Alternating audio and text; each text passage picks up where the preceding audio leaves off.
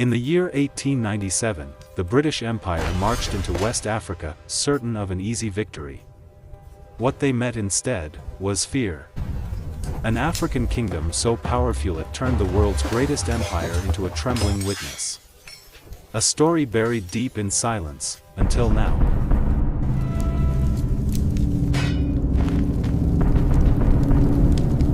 Long before Europe learned Africa's name, rose a city of miracles. Benin. A kingdom woven from bronze and brilliance. A place where architects carved walls longer than China's Great Serpent. Where artists molded metal like living flesh. Where kings were crowned not by mortals, but by destiny. This was the kingdom of Benin. Where bronze glimmered like captured sunlight. Where artists were historians, carving the soul of a nation into metal. Obus ruled with power and pride, crowned beneath coral beads and sacred royalty. The people built a city that baffled outsiders. A network of streets laid so perfectly that explorers rode home in disbelief. "Here lies a kingdom more elegant than any I have seen in Europe," they whispered. Yet whispers do not carve truth into stone. The world tried to forget, but bronze remembers. Here, civilization breathed in gold. Trade lines from across oceans flowed into Benin's beating heart. Warriors stood like iron gates. Culture glowed like burning sunrise. Benin was not just a kingdom, Benin was a world.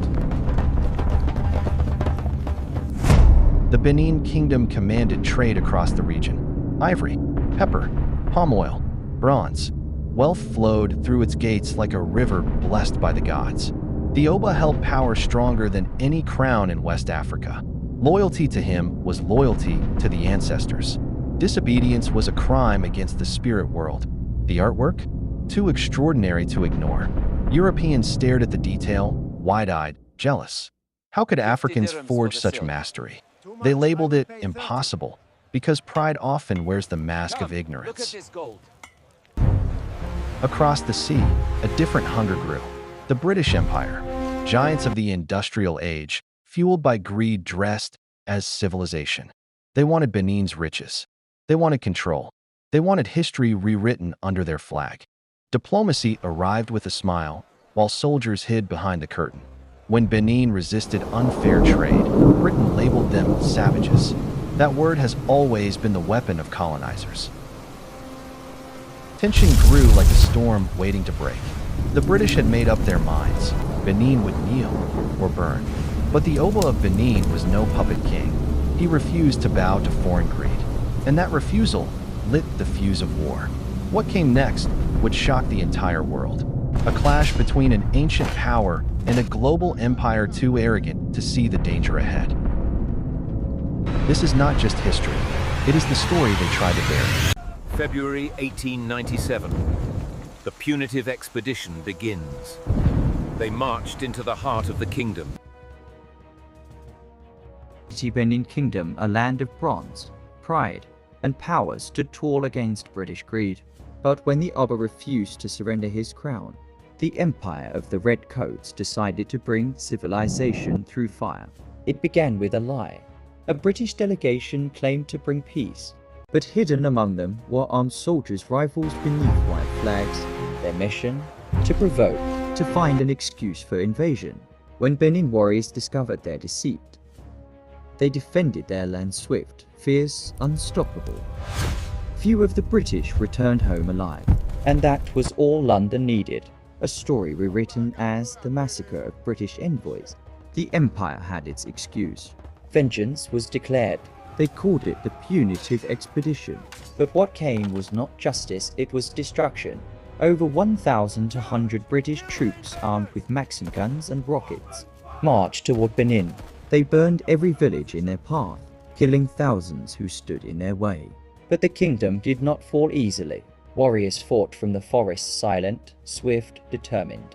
The land itself became their ally. British soldiers later wrote in fear, "We were fighting ghosts in the jungle." On February 18, 1897, February the British 1897. reached Benin City. What followed was one of the darkest chapters in African history. Palaces burned, sacred shrines looted, Thousands of bronze masterpieces, the soul of a nation stolen and shipped to Europe. The city was left in ashes, but even in ruin, Benin did not die. Because kingdoms built on truth cannot be erased by fire, the bronze still speaks. The ancestors still remember. Because history is not just written in books, it is carved in bronze, etched in ivory, preserved in the spirit of a people who refuse to disappear. Today, those stolen masterpieces sit behind glass thousands of miles from home, reminders of a truth the world tried to bury. But in Benin, the heartbeat continues, the culture lives on.